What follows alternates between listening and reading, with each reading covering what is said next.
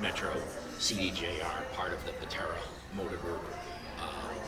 Steve Patera, one of the owners, is sitting over at the sales desk over there, and we have Felicia Barr, service director with Patera, and we're here as the first stop on the Dealer Roadshow. And thanks for everybody for coming to the first stop on the Dealer Roadshow. Thanks for having us. Thank you. Glad to have you guys here. We're just here to have conversations. So you guys were having a great conversation about NADA and the Mopar conference. Well, and in her position, there's not that many, and True. I know very few, although more and more, and I'm a huge proponent of women. It's a different world. I wouldn't know that I'm not a woman, but I mean, I certainly do a lot of podcasts with women, and it is it's you know what you're up against and male chauvinism, and it's not like it doesn't exist. It's and for you to be here 14 years. Yep. Right? 14. Alright. You remembered, yes. That's quite especially starting out as breeder. Yes. Right? Here. Yep. Oh, wow, 14 years. I used to go right across this parking lot to BJ's with a little shopping cart. Do you also go to Starbucks? There was no Starbucks then, 14 years ago. It Definitely wasn't. It was a Dunkin'. No, nothing. There was no coffee. there's We still a brewed big our line own next door, coffee. yeah. That's what we did. I had to go across, get the pastries, come back with my shopping cart, set up the pastries in that area, brew the coffee because we did not have a fancy coffee machine. Come back down with the pots filled, and that was my job. How did you go from a breeder? Because I know what a breeder is, which I think is great. That way everybody's talked to. But Yeah. How did you go from there? Well, so as a greeter, I would help the advisors, and then I started to learn. And obviously, I shouldn't say obvious, I wanted to make more money. So I wanted to be a service advisor. So they let me practice being an advisor on Saturdays. And so I would write up tickets, and anything that got sold, the advisors would take from me and put it under their name. Yeah. Okay. And so eventually, I had a boss that he trained me. He would have me practice selling. He would go in his office and he would say, I want you to sell this job to me. And he'd give me a rim sheet, related immediate repairs and maintenance. And as soon as I would start trying to sell, if I stopped or stumbled, he'd hang up, say, do it again, over and over and over again. And so I really just had people above me that invested time. But still, you were a breeder. I know. It's all about the relationship. Yeah. I mean, you must have been a real natural. Yeah, I waitressed before, so I really just like people. Yeah. And I think if you want to be in this business, you have to be good with people. Overall, no matter what you're doing, from in a greeter or a porter or the shuttle driver, those positions, every position is important in a dealership because that's the first interaction.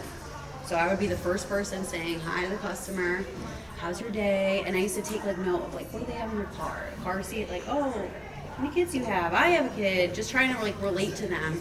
And my mom If you look, it's there, isn't it? Yeah, it's there. It's always there. My mom was in sales, so growing up, I would have to go to accounts with her. So she was in outside sales for a packaging company. So I grew up around a lot of that. So I knew how to, talk to people. I don't know. How hard is it to say hello? No, it's not. They don't do it. No. It's like So do you still have a greeter here? Yes. So I have Brent. I think you guys seen him today. He gave somebody a tour. He was walking around. So he's the greeter here. I have a part-time greeter, and Bree, who's at the counter, was a greeter at my other store. So she got promoted to a service advisor. So promotion from within is a big part of this group. Yes, huge. Yeah, and you have a tech who is about to become. Yeah. So Chris, he's been a technician for over 20 years. So he got to the point.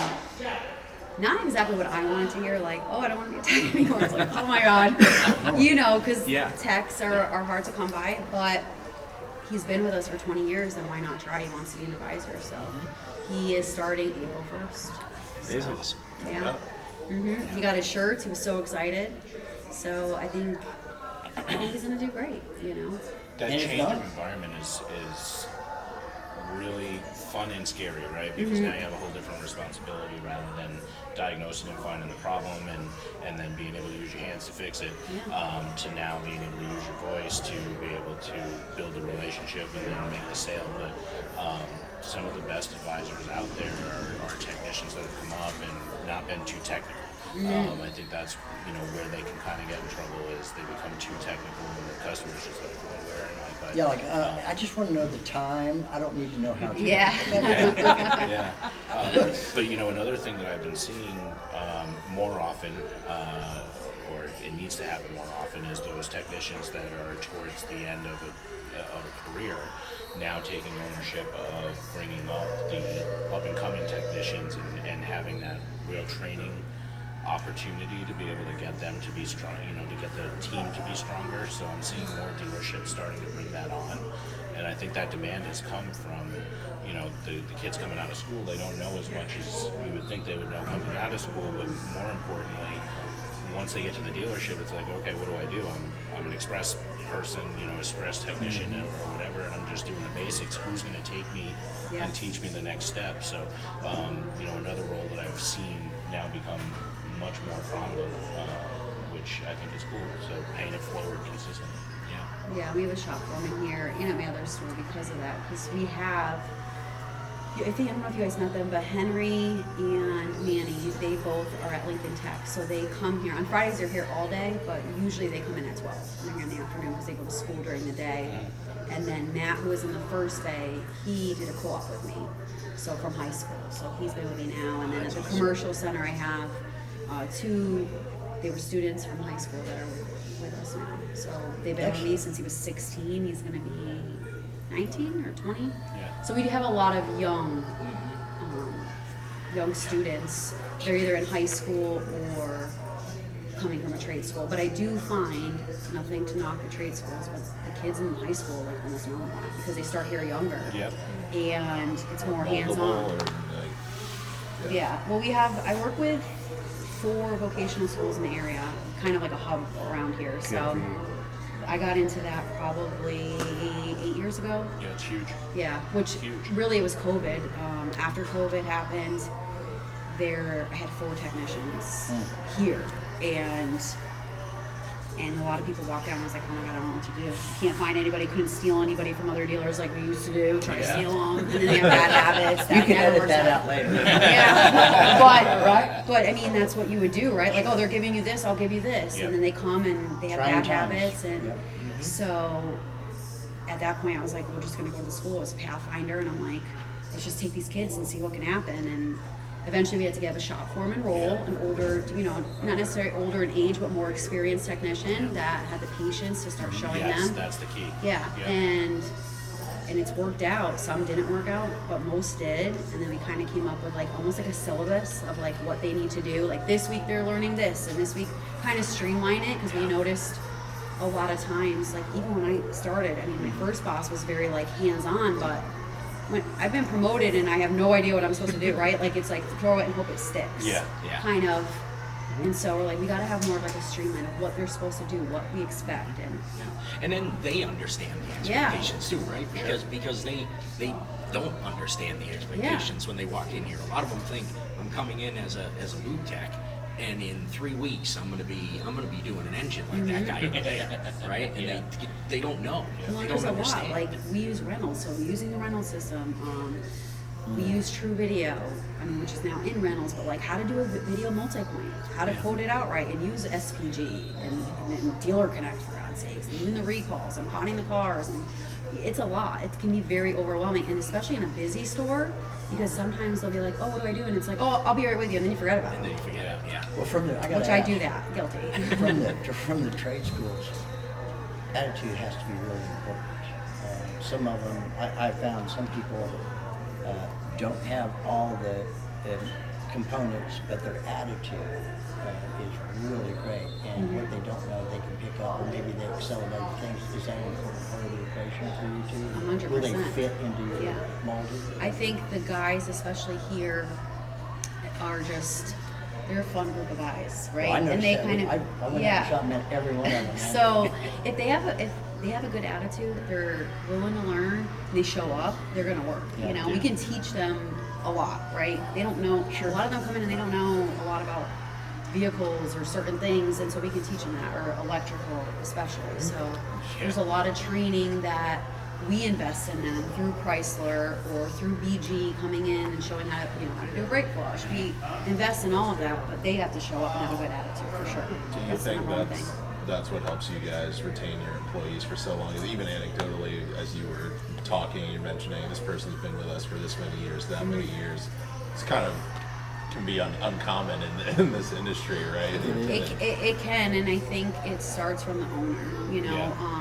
The owner who's here right now, he goes and talks to technicians. Do you know how So rare that is? and he does, and he shakes her hand. He knows her name. A lot of time the owner's not even. Yeah, exactly. Yeah. So I think it starts from there, and I was treated like that. So I mean, the owner knows my kids and my husband, and Yeah, that's so huge. I like to take interest in my employees, their lives, know what they want. In the beginning of the year, we do like goals. Like, what's your goal this year? Like personally and through work. Like, you want to flag more hours, you want to be certified in diesel, or you want to run a marathon, whatever it may be. I try to take interest in it because I feel like when I feel appreciated by my boss or the owner, I want to work for them. I want to stay there. I mean, granted, we do all the fun things, the TikToks, and we get them food, and we've had events where we go bowling and whatnot. But I think they feel appreciated, so they want to stay. I have found in my career, it took me a long time to figure it out, what people want more than almost as much as air and water is to know they count, they matter, they make a difference, and they're part of something bigger than just themselves. So Yeah. you being involved like that goes. And from the owner being involved. Yeah. Yeah. So I worked for this group.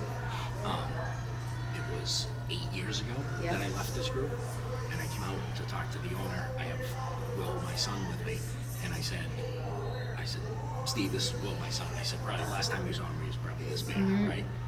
First thing he goes is hockey kid, right?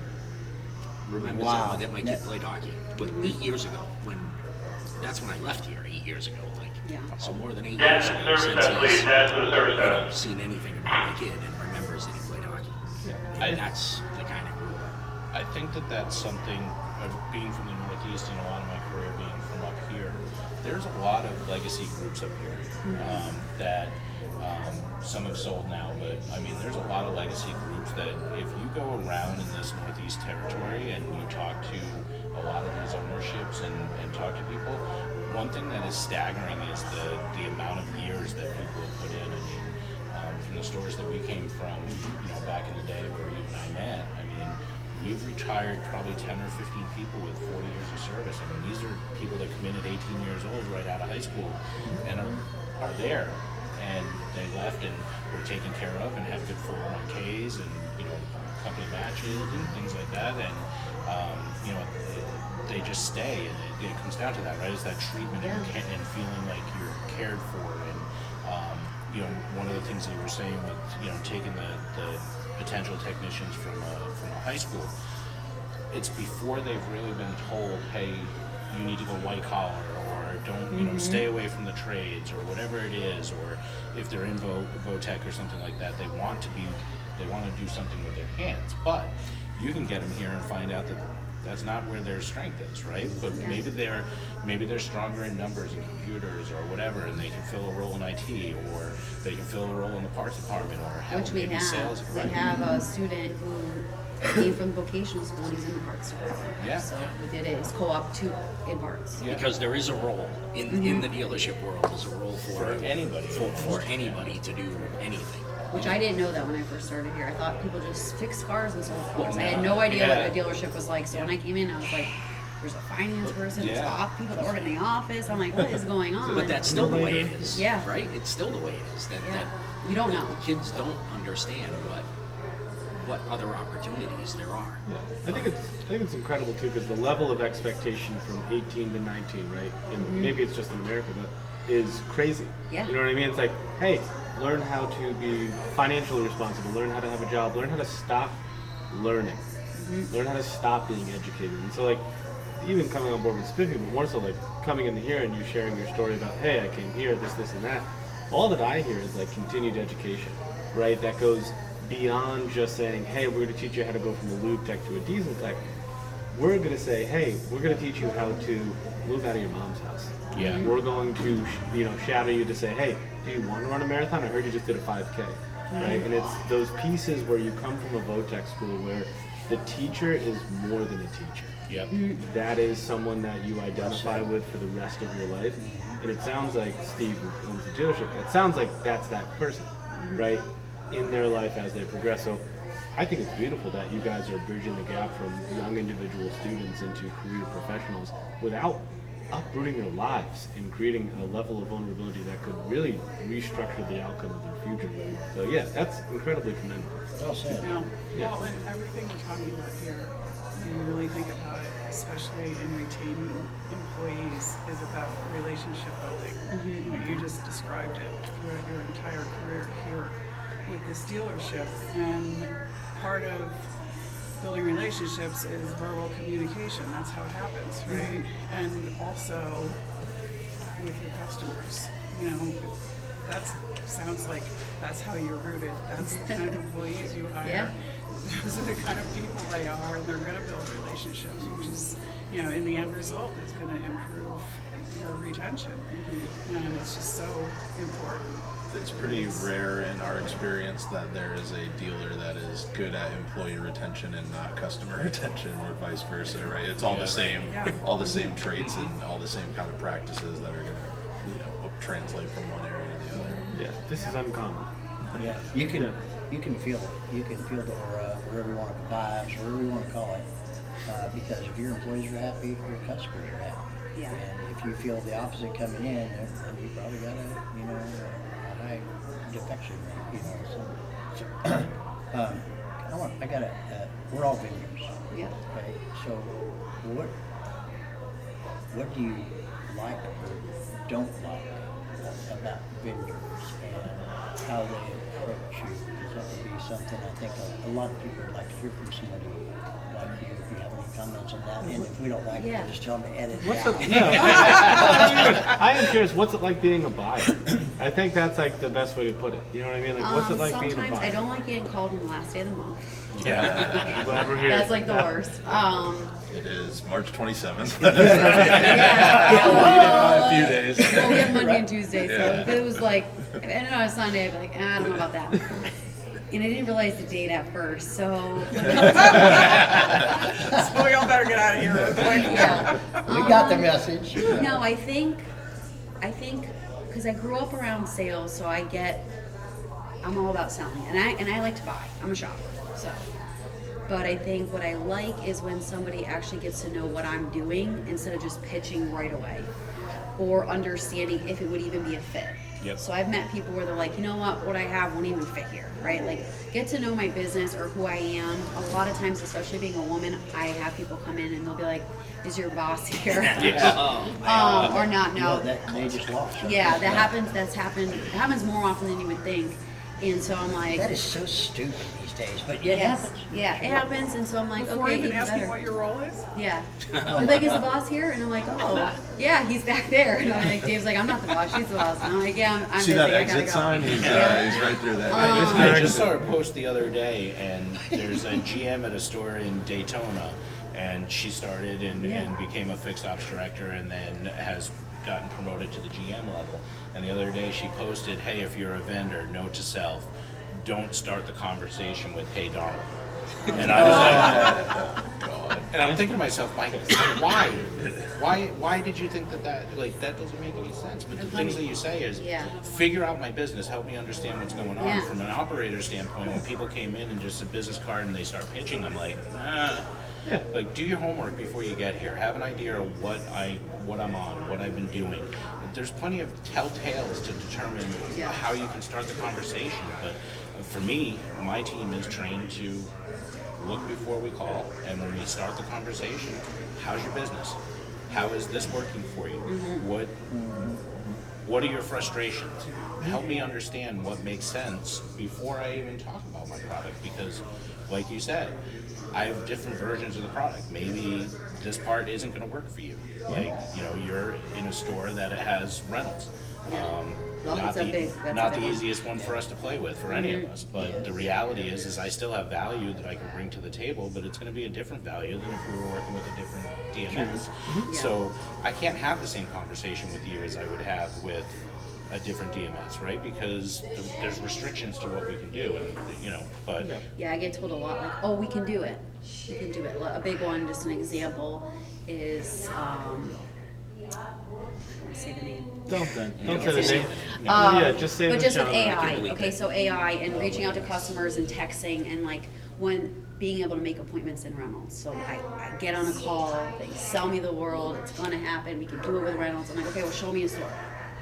And they can't show me a store. So it's like, you just wasted an hour of my time, 2 meetings, like, just, if you can't do it, then don't say- tell me you just tell can me. and And I'm it's not gonna buy totally it. fine. And that's fine, I'm not mad about it, but don't, that's been something that That's I would very say, disrespectful. yeah, and during, especially with NADA, once people knew I was speaking, and then I'm a dealer, so I was getting hammered on my LinkedIn, and I'm like, I can't even open it. I don't know who's who. I'm like, do I know this person? I left you alone intentionally. Thank you. I wouldn't know because I'm just like, I have no idea at this point who's, you know, so, and I get it, right? Like, it's the name of the game, right? We're doing it to our customers, right? As a dealer. So Yeah. I understand. Yeah, but there's a way to do it. Yeah, and so I think that is hard. Like, if you're gonna have me come to a meeting or then get my fix ops director or other managers from my other stores to come on it, and then we find out you can't communicate with Reynolds, you wasted everybody's time. Wasting their own time too. Like, Yeah, you know, that's a lot of work for a salesperson. Let me tell you, Yeah. to just chip away for an hour at someone, and then you forgot the one question. And that's like we were talking about before, just doing fleet maintenance in Yeah. general. And you're sharing with me your literal successful fleet business, Yeah. right? And I'm listening. I'm like, I don't need to talk to you about 0 to 1. I need to talk to you about 4 to 5, 5 to 6, 6 to 7, because the first things from 1 through 5, I don't need to help you with. You do not need help. You can probably tell me more than I already know, right? And I think that's where sometimes coming from a salesperson's perspective, like the research is great, but just like, my God, just open-ended questions for 15 minutes is all that you actually need in order Yeah. to know like where we're at, Yep. what the person actually wants, and like, is the candor even worth it in the sense of, can I even share value with you? Because I've happily cut off calls 15 minutes in and been like, you're amazing. You don't need this, but thank you so much. And I think that's like shocking to hear as a buyer to be like, who do I not Very, need this? very shocking. Yes. That being said, like, you are the buyer. The buyers have the power now in 2020, where are we, 25, Finally. 26? Yeah, 26, whatever. But like, I mix it up. It's just Q1, but Q2 to me. But no, like the power's within the buyer, and it's because like, yeah, the buyer knows what they need to know because they figured it out on their own. How do we enable it to push a little bit further? How can we edge it a little bit farther? And that's up to us as salespeople to see if that even makes sense, because I have to go back to Ethan and say, how do we market this? I have to go back to Addison and say, how do we build this? So if I'm going to ask 6 to 12 people to do a job that they typically don't really do, I better be right. Right? And you're right when you go out to a fleet customer and say, I have everything that I need from your FMC. You're not going to say, I forgot something. Yeah. Right? That's a little integrity goes a long way. A salesperson selling to franchise dealers has a lot of accounts in the area, but wanted to stop in and just make an introduction and leave you a card, 30, 45 seconds to a minute. Would you, if the time was right, would you talk to him or her? Yeah, I do. I always try to make time. Like, I have tow companies will come in, you know, and be like, hey, and so I make the time, you know. And I've gotten better where before I would like listen too much, but then sometimes I have to say like, listen, I have loyalty to this person, right? I've been using them for years or less. Because at that point, it's like, you don't need to keep coming here and giving me a coffee. Because you're just kind of, I'm not going to leave.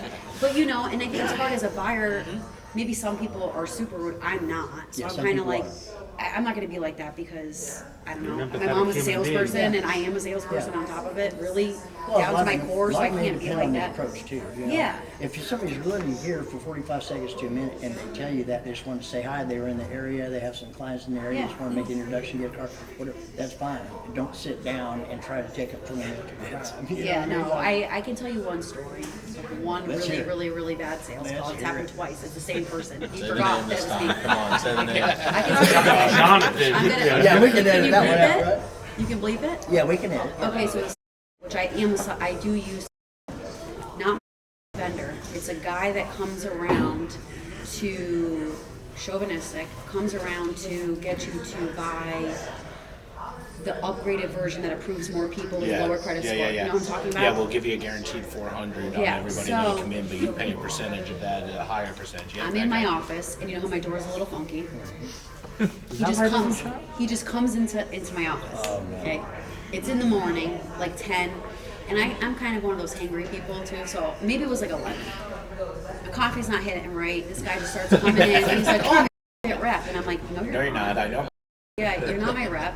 And he's like, "I'm gonna tell you how I'm gonna make you more money." Right, and I'm like, and in my head, I'm like, who is this person and why are you in my office? Like, I'm in the middle of something.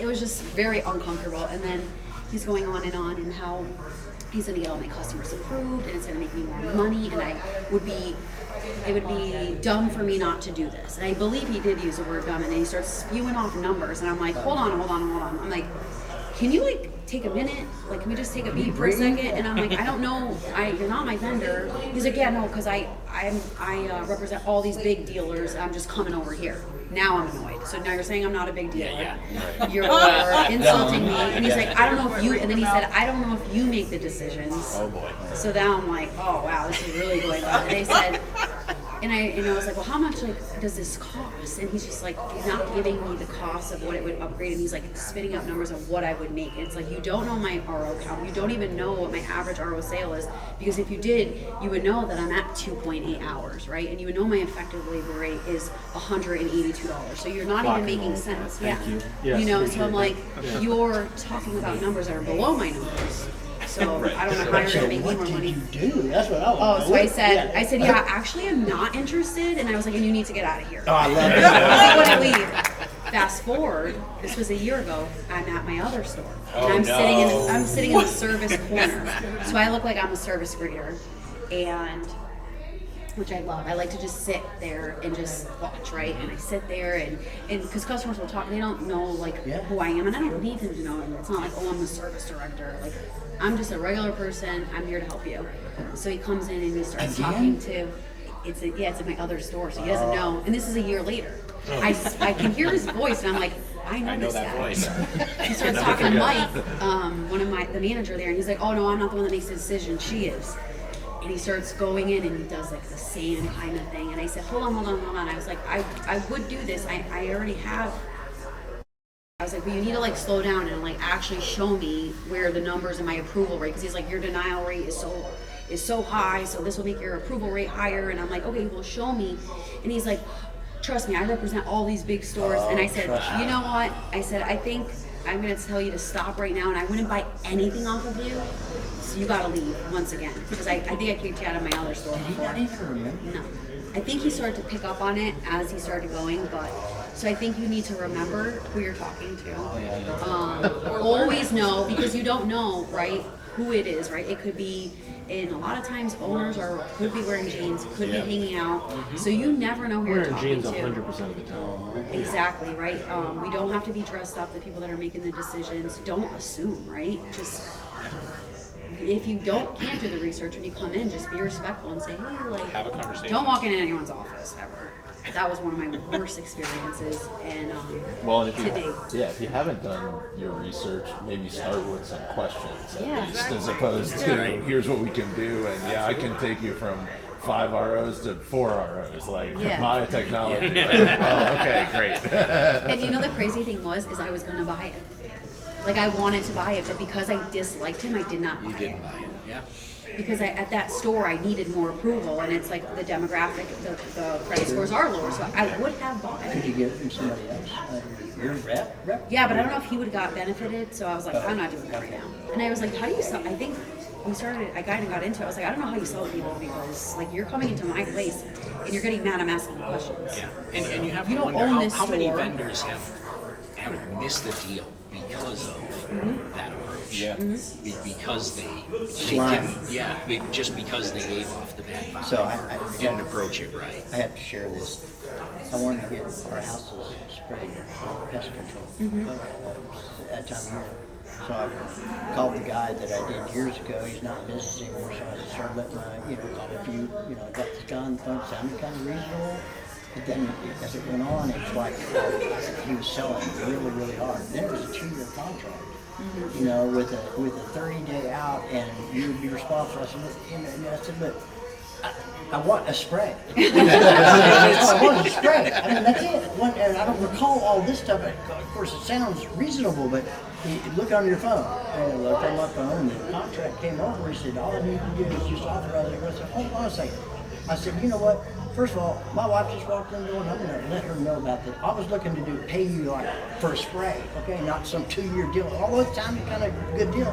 He said, well, I can't promise. I said, dude, you just lost me. Yeah. You can't promise that if I call you back that you would honor that deal? Don't call me back. It's over. He said, well, I don't understand. I said, Yeah, you What are don't you, new? understand. I felt slime, Yeah. you know?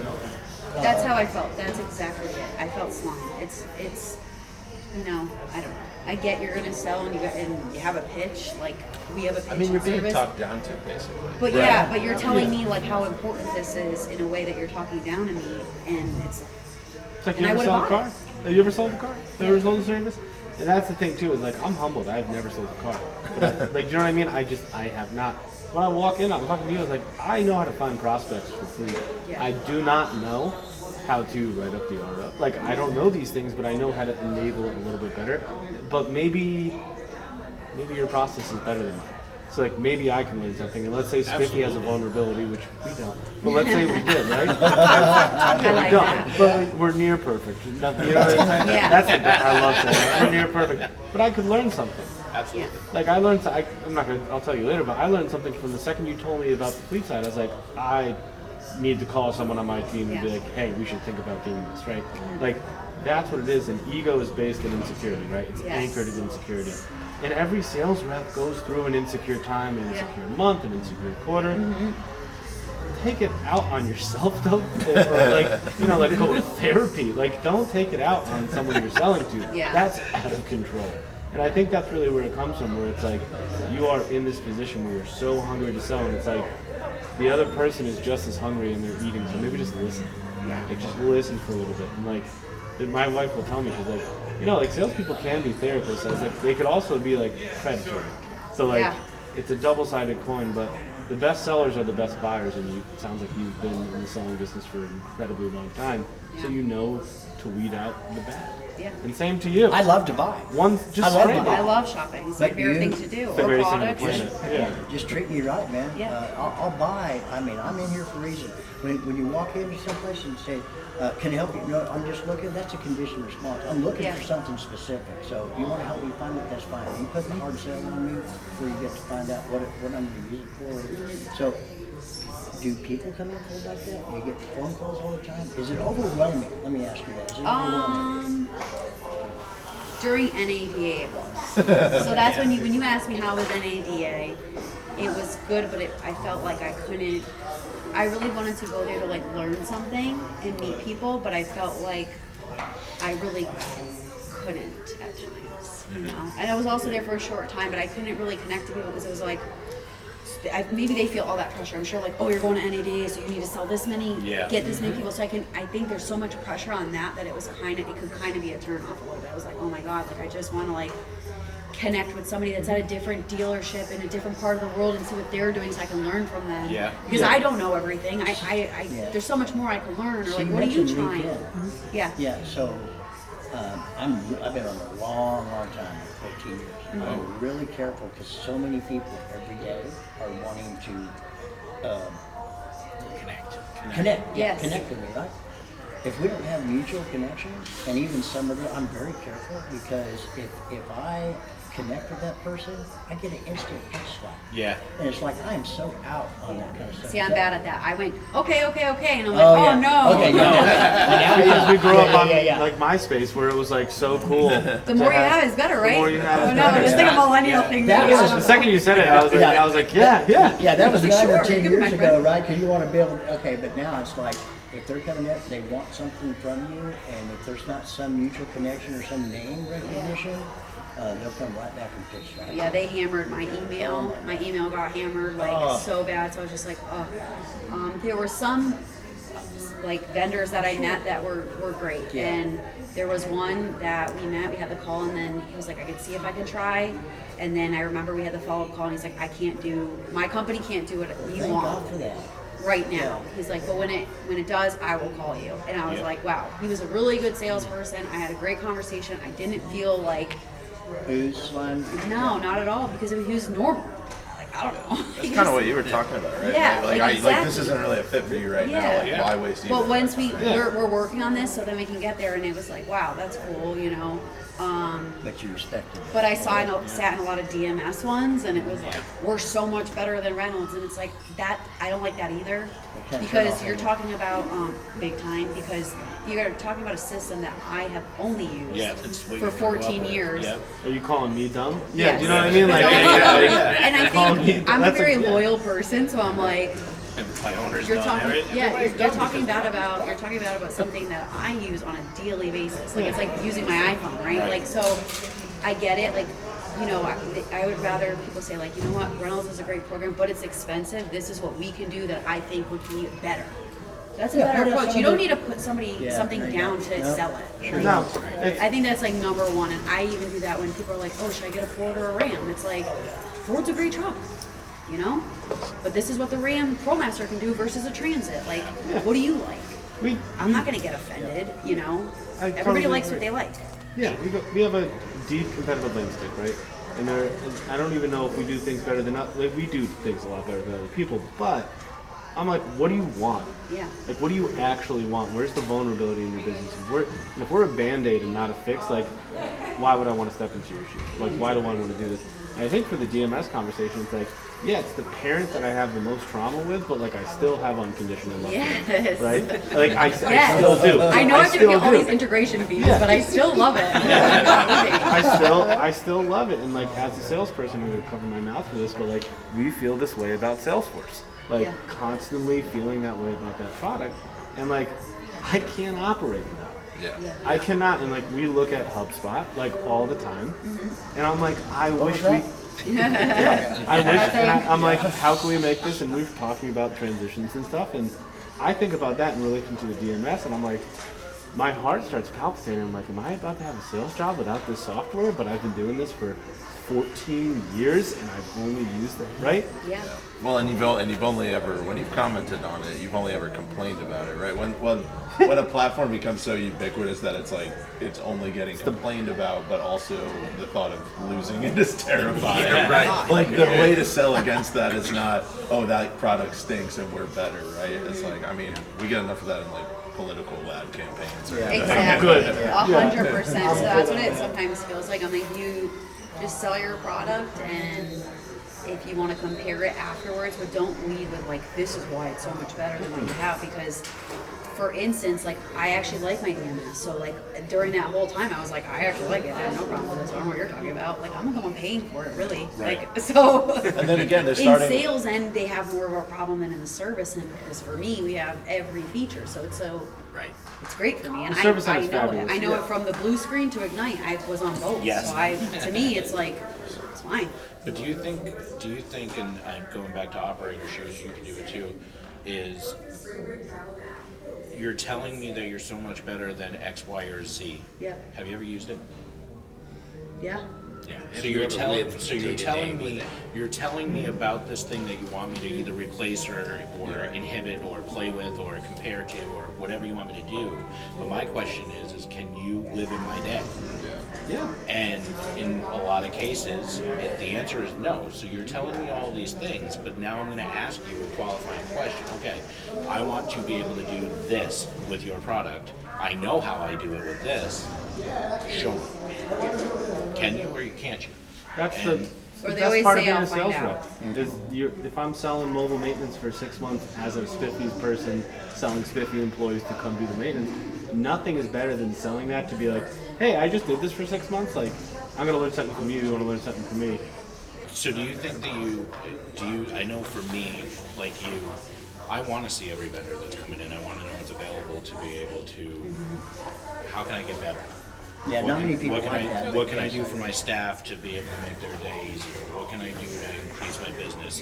What can I do to give a better level of service to a customer? So yeah, I might not be available today, but here's my card. Send me an email and let's put something on the calendar where you can actually digest it, right? Mm-hmm. So I think Yeah. that was a big thing for me, and I would give people probably too much time. I already knew I was out on whatever it was. Like something, Yeah. I'm out, right? But I'm going to listen to it because you know what? There may be a value to somebody else that's in our network where it doesn't work for you today, but Yeah. you know Tom down the street has been looking for something like this, and you can say, hey, without telling the vendor, because I wouldn't do that because they're going to go right to Tom, and Tom might not be ready for it. Yeah. But I would Tom might call, be angry at you. but I would ask somebody, and I do.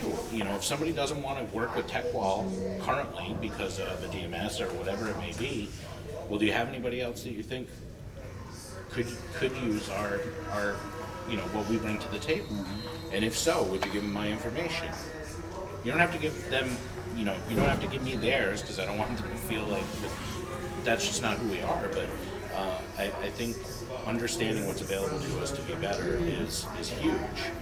Doesn't mean that it's going to work today, but I think a good relationship that down the road you remember me because of the way that I handled myself and cared about your business just as much as you did. That's going to pay dividends down the road. The network is more important than anything, in my opinion. Yeah, treat it like a job interview. Whether you're referred in or not, right? You're meeting someone for the first time. You're getting to know them. You're about to do something with them for, let's say, it's a 12-month contract, 12 months, 18 months. Like, I'm going to be talking to you Yeah. on a monthly basis for 12 months. I better like you. You know what I mean? Like, I better like you. Well, and that is Yeah. true. I think I get sold on the person first and then the product. I think that's a thing. You start talking to them and you're like, oh, this person's cool. Like, I love my Numa rep, right? Yeah. Like, I don't really, Numa annoys me sometimes, but he's so, like, responsive. And that goes back to what Russell said earlier about when you're hiring technicians Yes. or advisors, it's the Yeah. person first that you Yeah, hire. so I'm like, okay, and he's like, this is what we can do, and we're working on this, and we're working on that. I don't know, it's just, so I'm like, all right, and then you have a relationship with them, so it's like, I start to feel loyal to them, even though I'm their buyer. I'm like, oh, how does this work? I think that's great, and particularly if they want to make the changes and they're open. But at some point in time, I guess if you can go, it just totally forget to. Yeah. But I'm that way too. I stay with people longer than I probably should. I Yeah. keep people longer than Yeah. I probably should because I love them. Yeah. I love them, and they have to. It just has to get to a point where it just makes sense. What do you think about AI? Oh, I use it all the time. So, I do, probably more than I should, I don't know. I think it's great. I've seen it with a lot, and the reason I ask is because, particularly like a year and a half, 2 years ago, it's like everybody was signing up for all this AI. Everything that a vendor would talk about is AI, Yeah. AI. That was a And lot. then it was, and then it created what I call ADD, another Yes. damn dashboard. Okay, that didn't integrate with any others, and it's just like there's another one here, and it's like as quick as they were signing up for some of that stuff, I found that as quickly they were canceling it as well. Yes. Were you part of that, or do you? If you found So something? Yeah. I do have a couple vendors that I use at different stores that we're testing out to see Okay. which one we like better. Good. But I mean, I have BusyCart at one store, so, and then I use Auto Engage here, who's reaching out to customers, and I mean Numa, but Numa's more like an answering machine service, but now they can make appointments into Reynolds, which is huge. So I'm on the pilot for that right now, testing that out. So I think anything can help the advisors Okay. to take off more tasks that they have to do is helpful. Yes. but I don't think it's there yet. I No. think everyone thinks it's there yet, but it's like, and also people don't, it's still got a ways to go. It's about- And I It's think moving fast, yeah. customers, some don't like it at all. I had a guy yesterday, like, I don't want to talk to AI. I was like, here's my number, just call my cell phone, like, here you go. Like, and he was pissed. And I'm like, okay. And then some people are fine with it. But it's just like the age, I don't know. It's an age gap, maybe. I think- I don't know, or we're in a weird thing. And it doesn't always answer what you want it to do or do what you want it to Right, do. and I think that's the challenge, right? Yeah. Is exactly that. So I want to ask you something from a vendor standpoint of bringing people in and staying too long. Yeah. Because I've been to that as well. Do you feel now? Because I did towards the end of my retail career before I made this move to the vendor side, but I felt like for the first time in my 20 years, I actually had control. I could actually require the vendor or somebody to do something for me in order to accommodate what I was looking for rather than being told this is how it is. Do you feel that Oh, yeah, you that's- have more control than you've ever had before? Because I think that's the key to it. Yeah, you with know, one of being the companies I'm customizable. working with, that's what it is. He's like, what do you want me to do? Amen. We could do this. Yep. How about we try this? And it's more of like brainstorming every time you meet. Of Yeah. like, okay, we're gonna do this, and then we're gonna do that, and see how that works. It's And huge, right? It's huge because at first I was like, you're not doing anything. I don't know why I'm paying for you. And then he's like, well, no. And then we've been trying things, and I've been seeing some results. And at the same time, I think in the beginning of this year, towards the end, it was kind of difficult in automotive. Period. Yeah. Like traffic, Yeah. customers coming in, Yeah. so it's easy to blame the vendors, right? If you're not bringing the customers in, it's like the Right. first thing you do, right? Like, we're getting rid of them. We don't need to pay for this. I experienced some of that. Right? So, and some of it can be that, but also it's just like what's going on in Yeah. the world Yeah. and like the economy and all of that plays a factor. And especially in New England, like it was dark, it was snowy, it was, you know. You got a couple inches of snow this year, which Yeah, has been like awesome. feet and feet Couple, and feet. how about a Yeah. couple inches? Yeah. I was like, When I left at So- the end of 19, I was like, this is going to happen. And that storm came through, and I couldn't wait to call my dad. Am I ready to leave now or no? Yeah, so I think that played a huge role in it. But I think it's, if the vendors are willing to work with you and brainstorm together, that's always good. But AI is like, it's good in some aspects, but it's not, you can't do everything. Yeah. And it can't close a month yet, Right. which is what Felicia's trying to do. Yeah. It's good. I keep in mind today more than anything that if anything it'll be done, it's not going to replace an advisor. It'll be an extension with their job responsibility will entail to take some of the more mundane stuff. But it is moving fast and it's not very. Yeah. But I found that with some vendors that I look at, and I'm a vendor, that about every 3 months I'll take a look at some of them again, and they will evolve quite a bit. Just that's how fast I think it's moving, and it's certainly a moving target. But NAD, everything is AI. EIEIO, I don't know. It's a really was. fast train. It's over. Yeah. I I didn't even know what half the companies were Yeah. doing. I'm like, what is this company? There was a And couple everyone's there, I was talking like, you're at and the wrong conference. Yeah. Like, there was a few where I was like, you're at the wrong place. But we have AI. Well, so what? There's a place for it, right? Yeah. But it's, to your point, I mean, I think it's a tool for advisors. I mean, I'm not gonna put my family in a car because ChatGPT told me that everything's screwed on tight, right? Like, I need a little bit more certainty than that. So There's yeah. always a human side. I think what I've really understood more is AI, some people initially thought AI would do these things. There's always a humans have to be involved. Absolutely, If yeah. humans aren't involved, I don't know, I've heard a couple, I don't believe it, but it's a human element somewhere. Yeah. Right. Yeah. We're gonna let this human get back to running her store. Felicia, thanks so much for Felicia, spending thanks your for- time. Thank you. Thank you. Of course, thank you. All right. I'm gonna go all the way around. All- I gotta go back there because they're by themselves now.